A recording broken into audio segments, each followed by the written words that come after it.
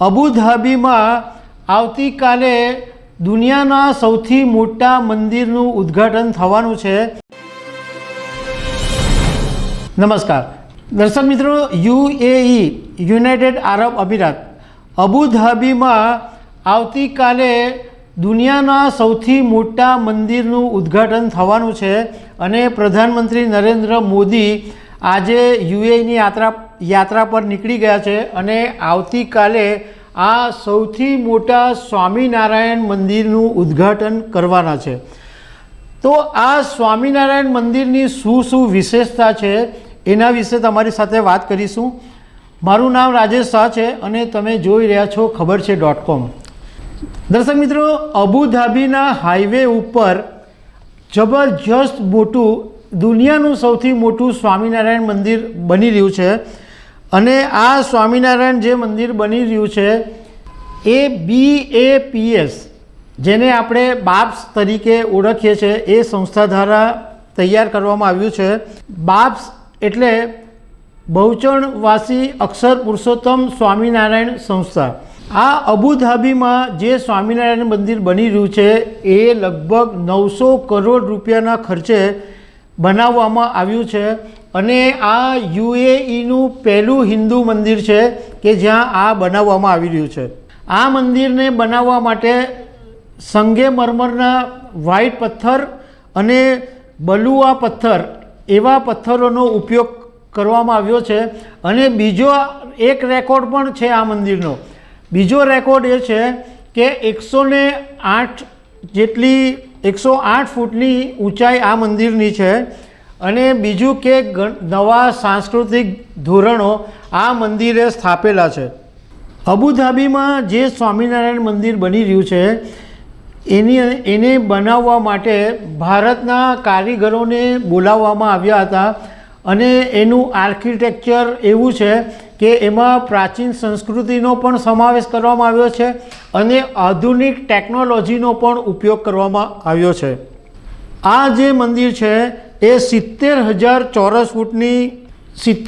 ચોરસ ફૂટમાં બન્યું છે અને એની અંદર લગભગ 40,000 ક્યુબિક મીટર માર્બલનો ઉપયોગ થયો છે અને 1,80,000 ઘન મીટર સેન્ડસ્ટોનનો ઉપયોગ કરવામાં આવ્યો છે। એવું કહેવામાં આવે છે કે આ મંદિરને એટલું જબરજસ્ત મજબૂતાઈથી બનાવવામાં આવ્યું છે કે 1000 વર્ષ સુધી મંદિરને કશું થાય નહીં, એટલું મજબૂત રીતે આ મંદિર બનાવવામાં આવ્યું છે। હવે આ BAPS સંસ્થા છે એના દુનિયાભરની અંદર ટોટલ 1100 મંદિર છે। તમે જો ઘણા શહેરોમાં કે ઘણા વિદેશોમાં પણ જો તમે ગયા હોય, ઇવન તમે ગુજરાતના ગાંધીનગરમાં ગયા હો તો તમે સ્વામિનારાયણ મંદિરો તમે જુઓ તો તમે જોઈને એકદમ અવાચક થઈ જાઓ, કારણ કે એકદમ આલીશાન મંદિર હોય, મંદિર પણ એટલા ચોખ્ખા હોય, એમના જે રૂમ હોય એ પણ એટલા સ્વચ્છ અને ચોખ્ખા હોય અને બહુ સરસ સુવિધા પણ આપવામાં આવી હોય।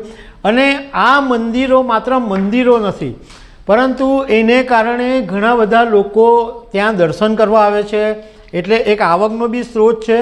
અને બીજું કે આ મંદિરમાં આવવાને કારણે ઘણા બધા લોકોના જીવન ધોરણમાં સુધારા પણ થયા છે, ઘણા બધા લોકોએ વ્યસનો પણ છોડ્યા છે, ઘણા બધા લોકોના પરિવારો પણ સચવાયા છે, ઘણા બધા લોકો એક સારી જિંદગી જીવવા માટે આ મંદિરો કારણભૂત બન્યા છે।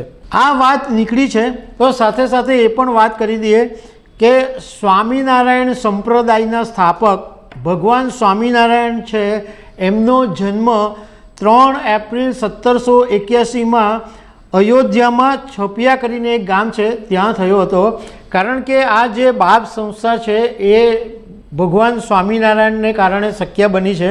તો ભગવાન સ્વામિનારાયણનો જન્મ ઉત્તર પ્રદેશના અયોધ્યાના છપિયામાં થયો હતો અને એમનું બાળપણનું જે નામ હતું એ ઘનશ્યામ પાંડે હતું।